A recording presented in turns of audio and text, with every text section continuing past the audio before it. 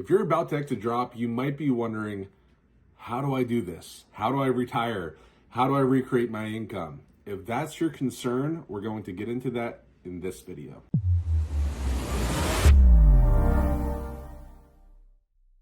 Okay, in this video, we're going to get into how to build a retirement plan. Now, for some of you, if you're a do-it-yourselfer, this will be a great video.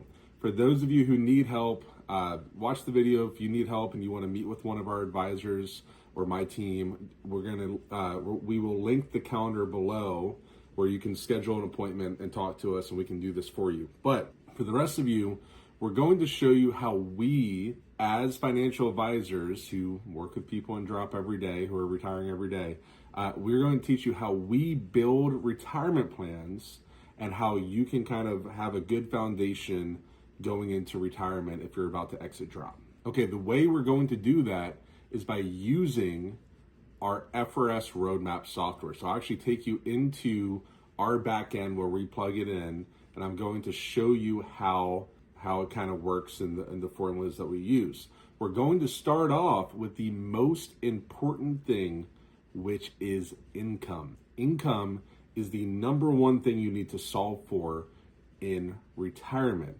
Because if you don't have enough income coming in while you're retired, it doesn't matter. You're not going to be able to live the retirement you want. You're not going to have a happy retirement. So the number one thing to solve for is income. The number two thing to solve for is liquidity, having enough money for emergency funds. And the number three thing to solve is a longevity protection in case inflation goes up, inflation protection on your money as well, whatever's left over. So first is income. Second is liquidity. Third is growth. We're going to get into the income right now. Okay, so we're going to start off with income planning. Now, this software that I have you on, this is our internal, our proprietary FRS roadmap software. If you want one of these reports, we do it complimentary for anyone in drop in the FRS. It's specifically built out, and you'll see in here, health insurance subsidy, FRS COLA. It is specifically built out for people in the Florida retirement system. We have another program if you have a spouse or someone else that is outside of it that wants one, but this is for the FRS only. So in here, I'm just going to put round numbers in just in there. So if yours is a lot more, a lot less, that's not what we're going over. This is specifically, we're going to put a round number in and we're going to try to solve and create a retirement plan there. Now, so we have a retirement income goal of $5,000 that we already put in. Then what we would do is we would go in and put in Social Security. So let's say our client wants to take Social Security at age 62. They just want to take it. They, there's pros and cons of doing that, but they want to take it at 62. And at that age, it's $1,500 per month. Okay, we're looking at monthly income goals, and this goal right here, the 5,000, we always recommend you do that in a net take home, meaning after taxes, after insurance, what is actually going into your account. And the way that we recommend you establish this goal is by, what we typically will do is we will just take your current net take home. So let's say your current net take home is $5,000. That's typically what we will try to recreate, because you can do a budget and you can put everything down, but really, what are you currently living on? And are you comfortable with that? And if you're comfortable with that, that's what you should try to make up, because there's always going to be unknown factors. There's going to be, things come up. You want to go out to eat. You want to get a good bottle of wine. You want to go on vacation, whatever else. That's all factored in to this plan. Couple caveats to this.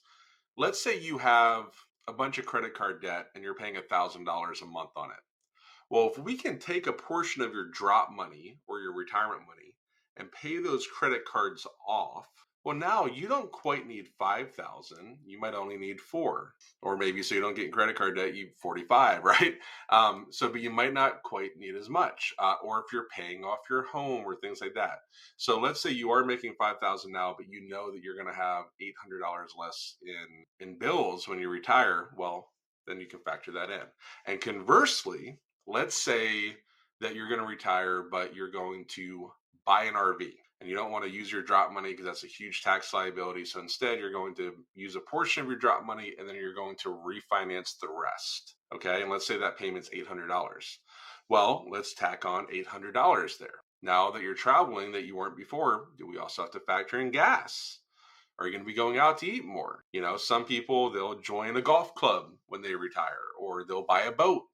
Those are things, if you're going to have extra expenses that you don't have right now, those are things to factor in. I personally am not a fan of just individual budgets because I don't think that tells the full story of a well-lived life. But you also have to factor in those unknown expenses. And a lot of times people end up spending a little bit more than what they were while they were working. Okay. I also do not like the gross number. So a lot of times people will come and they'll say, well, I make $60,000 a year. I don't care what you make because we have 457 in deferred comp deductions and we have all kinds of stuff. What I'm looking at is how much you're living on, because now we're not going to have FICA tax. We're not going to have all these other things. Now we want to look at what you are living on. Okay, so we're going to go off of 5,000. We've already established this in the previous page with our client or with yourself. Let's say your Social Security is 1,500. And if you don't know how to get this, you go to ssa.gov. Okay, that's ssa.gov. You'll log in and you can create an estimate for whenever you plan on taking Social Security. And if you don't know when, I actually have a few videos on my other personal channel that's not FRS related. I'll go ahead and link those below. Feel free to go watch those videos and maybe even subscribe over there if you want some different general retirement planning information. Okay, so we have that. Let's say the FRS pension, say $2,500, or actually let's say $3,000. They have a good pension, it's $3,000 a month. Okay, so now we're up to $4,500. Well, they worked 30 years of service before they enter drop, so they get a $150 health insurance subsidy. Great. Now they're up to $4,650. So you might look at this and say, well, they're short $350. Well, that's doable. But here's the thing. All of this is taxable. 85% of your Social Security is going to be taxable. 100% of this is. So what we have to factor in is taxes. Now, you can go on to a website. My recommendation is Google effective tax rate. Effective tax rate. And then you should be able to find a website that you can go in and plug it in, because you're taxed in different tax brackets going up, but usually your effective tax rate is going to be lower than your actual tax rate. So, but let's just say for round numbers sake, and this isn't tax advice or anything else, let's say that if I was doing this for a client, I would actually go in and research it myself and figure out what that effective tax rate is. But let's say, let's put in there, let's say it's 15%, okay? Or I'm sorry, let's say it's 15%. So 4650. Let me pull up my calculator here. There's a time I used to be able to do this in my head. Now I'm with numbers too long. My brain doesn't want to do that. So times 0.15, 697. So let's call it $700 here. Now we're no longer short. What was that? 450 or 350. Now we're short $1,000 a month after taxes. That's a pretty big difference from what they're bringing home now. Now let's say that this person's retiring at 62. What else do we have to factor in to that retirement plan? Health insurance, right? For a lot of you, your health insurance, at least up until age 65, is going to be pretty expensive, okay? So what we'll do is we'll also factor in health insurance into this plan. So now if health insurance is 700, now they're short 1750. Okay. So I'm not saying that you're going to be short that much. What I'm saying is it's something that you have to look at. Some of you, between 30 years of service and Social Security, some of you will be actually making a little bit more than what you're making now. For others of you, if you're retiring at say 57, well, you don't even have access to this amount and you're going to get this and you're going to have to pay your insurance even longer. So what we'll typically do is we'll say, okay, well, let's recreate your income. Let's say that you are retiring at 60. Let's go 2 years to make up the difference in Social Security. Okay, great. That's made up and we'll use that for distributions from drop. And then we need to go for 5 years, making up health insurance amount. Because once you turn 65, you can go on Medicare. Health insurance is very reasonable. Your health insurance subsidy will pay for most or all of Part B. And then you're going to have a Medicare supplement plan. which will be anywhere from $100 to $200 on the high end. This is how we factor it in. Now, let's say the person had $2,000 of Social Security, they have a $4,000 pension, they have a $150 health insurance subsidy. Let's say their taxes come out to $1,200, let's say $1,000. Well, all of a sudden now this person is actually making $150 more than what they're making. So that's my point. This is how you have to start off and build. Now, if somebody was in the first situation and they were short 1,000 or 1,750, those assets need to be allocated to an income account. So a lot of you have heard us talk about a three bucket approach. That's typically what a lot of retirement planners do. That's what we do. I'm going to go ahead and link the link up above if you want to click on that. But a three bucket approach, you have liquid, income, and then the last one is growth. So this income bucket is the most important. Is your income already satisfied? In this situation that I just filled out, their income's satisfied. So we don't need as much in the income bucket. If you're short $1,750 for the next 3 years and then $1,000 from then on, now we have to look at income. How do we take care of that? Are we using accounts that we're just getting distributions from, dividends from, annuities, whatever it is? How do we recreate that income? And if you're worried about it and you want to talk to somebody, this is what we do every day. I will say that most people in the FRS between 25 to 30 years of service and Social Security, we can typically recreate your income that you're currently bringing home or more for the rest of your life. Okay, so don't freak out if you don't know. We can plug it all into this system. I can create it for you, or my team can, and we'll figure out what makes sense. So, but let's say in this situation, we're short $1,000 and we need $150,000 to recreate that income for life. Well, if they have 300,000 investments, that means that they have $150,000 of money left over. So that brings us to the next two buckets. Number one is liquidity, and number two is growth. Okay, so we've established the most important part of the bucket, which is income. Once that is established, then you need to move on to liquidity for emergency funds. Now, for your emergency funds, some of you might already have that set up. If you have $20,000, $30,000, $50,000 in savings, then you're probably good to go. Enough that if something happens, you can easily just take the money and pay it off. If you want your emergency funds to be a little bit bigger, you can do that. A lot of you know that that we have a parking account. That's what we use for our emergency funds. Currently, as I film this, the interest rate for that is 4.05%. But that's what we would establish. So let's say you don't have extra money in savings. Let's say you only have a few $1,000s. Well, we would establish with your drop money that emergency fund. Now, unlike the income is what it is. So the numbers just work itself out, and however much you need is how much you need. There's nothing really subjective or an opinion about that. It's whatever that needs to cover your income. With emergency funds, that is a little bit different. That's really more about comfort level.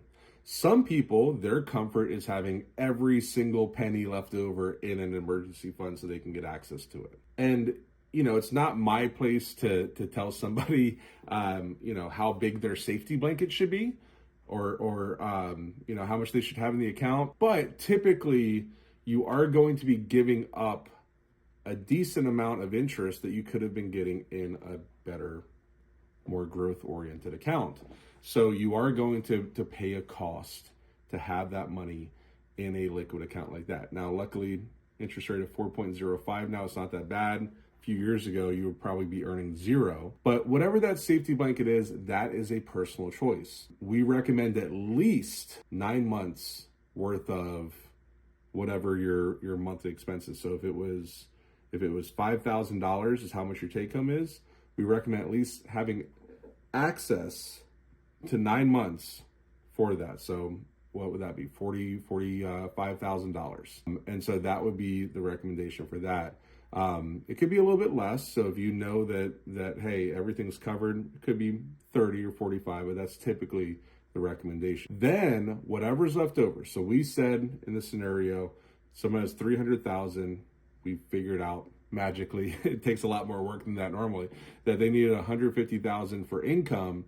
and then now $45,000 for emergency funds, well, that leaves us with just over $100,000.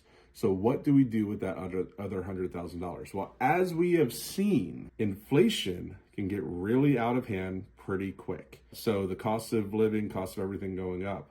So that other $100,000, what we would do is if you're not using it now, we would put it to work. Now, what that is in is up to your comfort level. Some people want that $100,000 to go to work and make a good interest rate, but have no risk. There are accounts that can do that. And then others say, you know what, this is my long-term money. I do not mind that being in the market and having some risk. So from there, we figure out your comfort level of how much risk you want to take. So let's go ahead and recap how to build a retirement plan. Step one is figuring out what your goal income is after taxes and insurance, what your goal take-home income is, and then creating it. Step two is figuring out how much you want in your emergency funds, how much you want in your safety blanket, and then establishing that bucket. And goal three is whatever's left over, putting to work, but putting to work in a way that you are comfortable. And that's kind of the trickiest part usually. The first two buckets kind of work themselves out. Bucket three is the more subjective, right? So bucket three is some people want to be very aggressive with the money. You know, I've had people say, I would just go put it all in black if I could. So some people want to be more aggressive. Some people want to still be very conservative. So you have to figure out what your risk tolerance is and then get the most amount of return on your money with that risk tolerance. If it's a fixed account, what fixed account is going to pay you the most while your money's there, right? What company is going to pay you the most return while it's sitting in that account? If it's market-based, well, how much risk? I'm assuming that most of you don't want to go put everything into Bitcoin or something like that. So, do we want to go 50% bonds and 50% stocks? Do we want it to be actively managed?